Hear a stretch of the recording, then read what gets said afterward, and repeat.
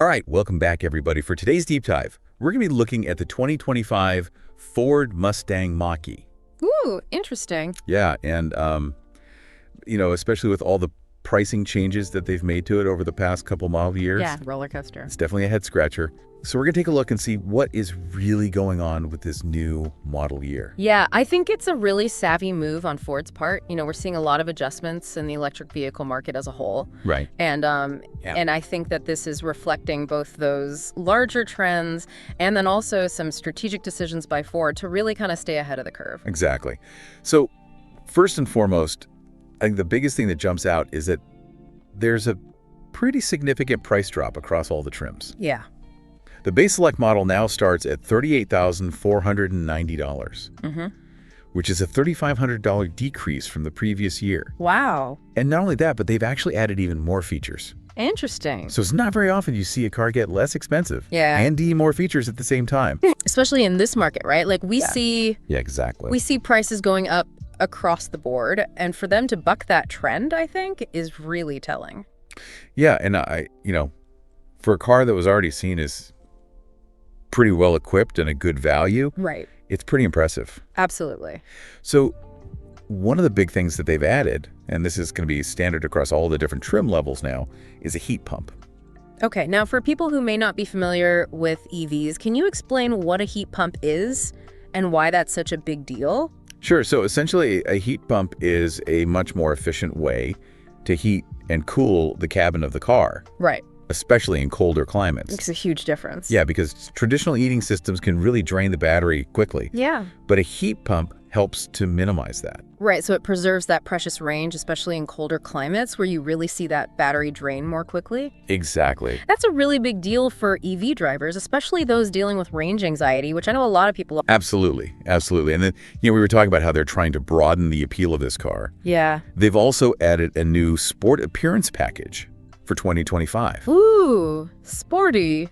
Yeah, so this includes things like red Brembo front brake calipers. Nice. 19-inch gloss black wheels. Very cool. Just little things to give it that extra bit of visual flair. Yeah, it's interesting, right? Because you're seeing this trend in EV design where it's like they're trying to balance that performance aesthetic with this idea that it's also an eco-conscious vehicle. Yeah. It's a fine line to walk, for sure. Exactly.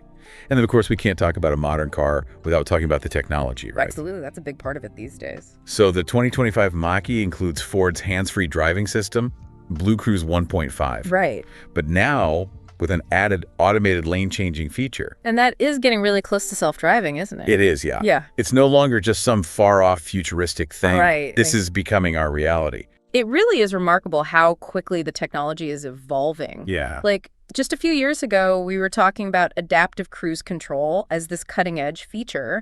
Yeah. And now, we have cars that can basically drive themselves on the highway. Pretty much, yeah.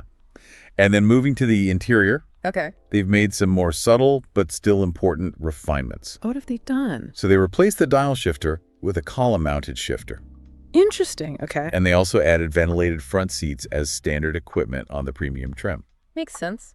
Those little creature comforts can make a big difference in the overall driving experience. Exactly, yeah. Yeah. And they're becoming increasingly expected in this segment of the market, too. Right, absolutely. People are expecting more from their cars these days. For sure. So with all of these changes, the price reduction, the added features, the upgraded tech, the more refined interior, do you think the 2025 Ford Mustang Mach-E is a compelling option for buyers who are looking at EVs? I think it has the potential to be, yeah.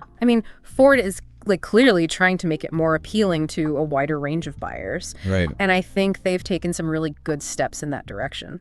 The big question is going to be, how will these changes be received in the market? Right. And will they be enough to address some of the concerns that people still have about EVs, things like range and charging infrastructure? Right, yeah. So it'll be interesting to see how this all plays out, but it's definitely a step in the right direction for Ford and for EVs in general. Absolutely. It makes you think, where do you see this technology going in the next few years? Are we going to reach a point where gas-powered cars are a thing of the past? What do you think? I don't know. Hard to say for sure, but I think we're definitely headed in that direction. It's exciting to think about for sure. Yeah, absolutely. All right, well, that is going to do it for our deep dive on the 2025 Ford Mustang Mach-E. Great discussion. Thanks for joining us, and we'll see you next time. See you later.